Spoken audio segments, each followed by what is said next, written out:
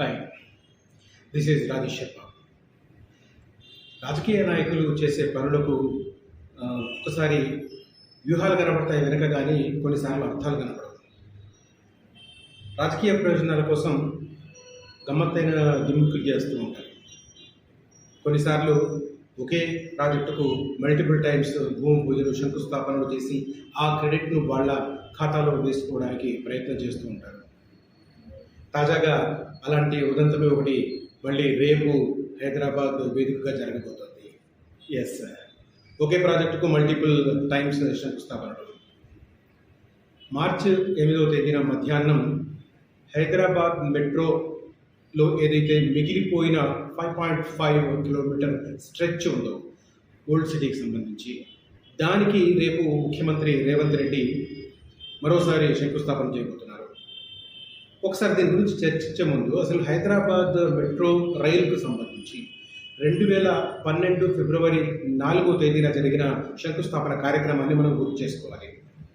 ఆ రోజు అప్పటి ప్రధానమంత్రి మన్మోహన్ సింగ్ హైదరాబాద్ మెట్రో ప్రాజెక్టుకు సంబంధించి 14,000 కోట్లకు పైచీలకు నిధులతో నిర్మించి తలపెట్టిన ఎల్ఎన్టీ భాగస్వామ్యంతో నిర్మించి తలపెట్టిన మెట్రో రైలుకు అప్పట్లో ఆయన హైటెక్ సిటీ దగ్గర శంకుస్థాపన చేశారు. అప్పట్లో 3 రూట్లలో అనుకున్నారు. మనందరికీ తెలిసిన విషయమే. ఒకసారి వివరించే ప్రయత్నం చేస్తాను. మొత్తం 14,132 కోట్ల రూపాయలతో ప్రతిపాదించారు. ఎల్ఎన్టీతో కలిసి నిర్మాణాన్ని ప్రారంభించింది హైదరాబాద్ మెట్రో రైల్. ఇందులో భాగంగా మొత్తం 71.16 కిలోమీటర్స్ నిర్మించాలని ముందు అనుకున్నారు. తర్వాత దాన్ని కొద్దిగా ఎక్స్టెన్షన్ చేశారు. ఏదైతే గతంలో నాగోల్ నుంచి శిల్పారామం అనుకున్నారో ఆ శిల్పారామం కాస్త రాయదుర్గం వరకు ఎక్స్టెండ్ చేశారు. ఆ ఒక్క మార్పు మాత్రం జరిగింది. ఇప్పుడు నేను చెప్తున్న ప్రాథమికంగా ఉన్న ప్రాతిపదిక ఏదైతే ఉందో దాని ప్రకారం చూస్తే, first Miyapur to LB Nagar 28.87 కిలోమీటర్లతో 27 స్టేషన్లతో ప్రతిపాదించారు. మొత్తం 45 నిమిషాల్లో ఈ గమ్యస్థానాన్ని చేరుకునే రకంగా ప్లాన్ చేశారు. అప్పట్లోనే ఈ గమ్యస్థానాన్ని ఎల్బీ నగర్ టు మియాపూర్ చేరుకోవాలంటే 1:45 నిమిషాలు పట్టేది. దాన్ని 45 నిమిషాలకు కుదించాలని అప్పట్లో ప్రతిపాదించిన పరిస్థితి. ఆ తర్వాత రెండోది సికింద్రాబాద్ జేబీఎస్ దగ్గర నుంచి ఫలక్నుమా ప్యాలెస్ వరకు ఇంకొక లైన్ ప్రతిపాదించారు. ఇది 14.78 కిలోమీటర్లు, మొత్తం 16 స్టేషన్లు ప్రతిపాదించారు. అయితే ఈ రూట్ మాత్రం కేవలం జేబీఎస్ నుంచి ఎంజీబీఎస్ వరకు మాత్రమే కొనసాగించి 5.5 కిలోమీటర్స్ స్ట్రెచ్ అప్పటి నిర్మాణం కొనసాగించలేదు. ఎందుకంటే దానికి భూసేకరణ పెద్ద ఇబ్బందికరంగా మారింది. దాంతోపాటు ఆ మార్గంలో, ఆ 5.5 కిలోమీటర్ల మార్గంలో అనేక ప్రార్థనాలయాలు ఉండడం కూడా కొంత సెన్సిటివ్ ఇష్యూగా పరిగణించి ప్రభుత్వం దాన్ని పక్కన పెట్టిన పరిస్థితి. కనీసం స్థానిక ప్రజాప్రతినిధులు ఉపయోగించి స్థానికులను ఒప్పించే ప్రయత్నం కూడా కొన్ని ప్రభుత్వాలు చేయలేదు. అందుకు నిజాన్ని చెప్పాలంటే భయపడ్డాయని కూడా ఒక కామెంట్ చేయక తప్పదు. ఇక మూడో మార్గం ఏదైతే ఉందో నాగోల్ నుంచి శిల్పారామం వరకు ముందు ప్రతిపాదించారు. 27.51 కిలోమీటర్లు, 23 స్టేషన్లతో మొత్తం 39 నిమిషాలలో గమ్యస్థానాన్ని చేరుకునే రకంగా ఫస్ట్ ప్రతిపాదించారు. అయితే ఆ తర్వాత ఏదైతే హైటెక్ సిటీ దగ్గర ఉన్న శిల్పారామం దగ్గర నుంచి అటువైపు ఎక్స్టెండ్ అవుతుంది సిటీ, కాబట్టి దాన్ని రాయదుర్గం వరకు పొడిగించాలని, మైండ్ స్పేస్ వరకు పొడిగించాలని నిర్ణయం తీసుకున్నారు. దానికి ప్రత్యేకంగా హంగామా ఏం చేయకుండా జస్ట్ ప్రాజెక్టుకు అనుమతి తీసుకోవడం కేంద్ర ప్రభుత్వం నుంచి, దాన్ని కన్స్ట్రక్ట్ పూర్తి చేయడం. ఆ తర్వాత మనందరికీ తెలిసిందే 2017 నవంబర్ 28వ తేదీన 2 రూట్లలో హైదరాబాద్ మెట్రో రైలు ప్రారంభమైంది. ఒకటి ఎల్బీ నగర్ నుంచి మియాపూర్ వరకు, అదే రకంగా ఇంకొకటి వచ్చేసి హైటెక్ సిటీ రాయదుర్గం నుంచి నాగోల్ వరకు ప్రారంభమైంది. ఆ తర్వాత కొన్ని రోజుల వ్యవధిలో జేబీఎస్ టు ఎంజీబీఎస్ కూడా లైన్ ప్రారంభమైన పరిస్థితి. ఇప్పుడు శంకుస్థాపనల గురించి చెప్పుకోవాలి. ఇప్పుడు ఫస్ట్ టైం మన్మోహన్ సింగ్ ప్రధానమంత్రి హోదాలో శంకుస్థాపన చేసిన 71 కిలోమీటర్ల స్ట్రెచ్లోనే ఇప్పుడు రేపు మరోసారి రేవంత్ రెడ్డి శంకుస్థాపన చేయబోతున్న స్ట్రెచ్ ఉంది. అలాంటప్పుడు మరోసారి శంకుస్థాపన దేనికి? ఇది గమ్మత్తుగా అనిపిస్తుంది. దేనికి అంటే, త్వరలో పార్లమెంట్ ఎలక్షన్స్ జరగబోతున్నాయి. హైదరాబాద్లో మొన్నటి అసెంబ్లీ ఎలక్షన్స్లో కాంగ్రెస్ పార్టీ పెద్దగా సీట్లు రాబట్టుకోలేకపోయింది. ఇప్పుడు ప్రతిష్టాత్మకంగా భావిస్తుంది. స్థానికంగా ప్రభుత్వంలో ఉన్నారు కాబట్టి ఖచ్చితంగా లోక్సభ సభ్యులకు సంబంధించి మెరుగైన ఫలితాలు సాధించాలని కోరుకుంటున్నారు. అందులో భాగంగానే ఈ కార్యక్రమాలు ఇప్పుడు మనం చూస్తున్నాం కదా. 4-5 రోజులుగా హైదరాబాద్లో చాలా ప్రాజెక్టులకు శంకుస్థాపనలు వేగవంతంగా చేస్తున్నారు, భూమి పూజలు చేస్తున్నారు వేగవంతంగా. ఈవెన్ ఇవాళ కూడా నార్త్ హైదరాబాద్కి సంబంధించి ఏదైతే పరేడ్ గ్రౌండ్స్ దగ్గర నుంచి షామీర్పేట వరకు తలపెట్టిన ఏదైతే ఉందో దానికి సంబంధించి ఎలివేటెడ్ కారిడార్కి సంబంధించి అల్వాల్ టిమ్స్ దగ్గర శంకుస్థాపన చేశారు రేవంత్ రెడ్డి. రేపు దీనికి సంబంధించి హైదరాబాద్ మెట్రో ఏదైతే మిగిలిపోయిన పార్ట్ ఉందో దానికి సంబంధించి శంకుస్థాపన చేయబోతున్నారు. అదే రకంగా నార్త్కి సంబంధించి ఇంకొక శంకుస్థాపన కూడా రంగం రెడీ అవుతుంది.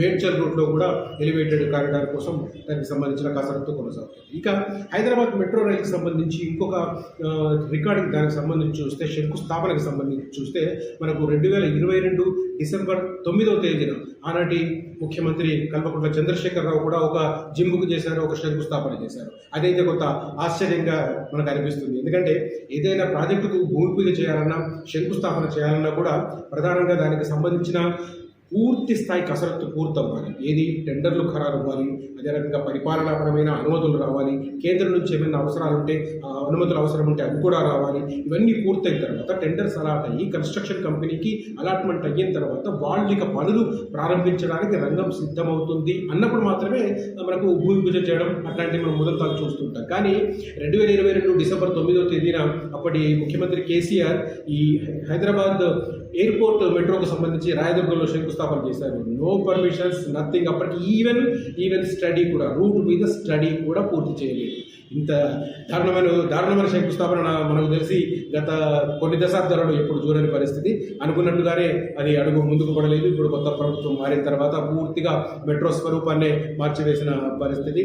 ఆ రోజు 6,250 కోట్లతో ఎయిర్పోర్ట్ మెట్రో టేకప్ చేయాలని చెప్పి భావించారు. దానికి సంబంధించి ప్రైవేట్ కొంత వాళ్ళ కాంట్రిబ్యూషన్ కూడా అదే రోజు పెద్ద చెక్కుల రూపంలో అందించడం కూడా మనం చూసాం. ఆ తర్వాత ఎన్నికల దగ్గరకు వచ్చిన తర్వాత హైదరాబాద్ చుట్టూ బీభత్సమైన స్థాయిలో మెట్రో రైలు వేస్తామని చెప్పి ఆనాటి పాలకపక్షం, ఇప్పటి ప్రతిపక్షం బీఆర్ఎస్ నేతలు మేనిఫెస్టోలో ప్రస్తావించారు. పలు సందర్భాలలో ప్రకటించిన పరిస్థితి కనిపిస్తుంది.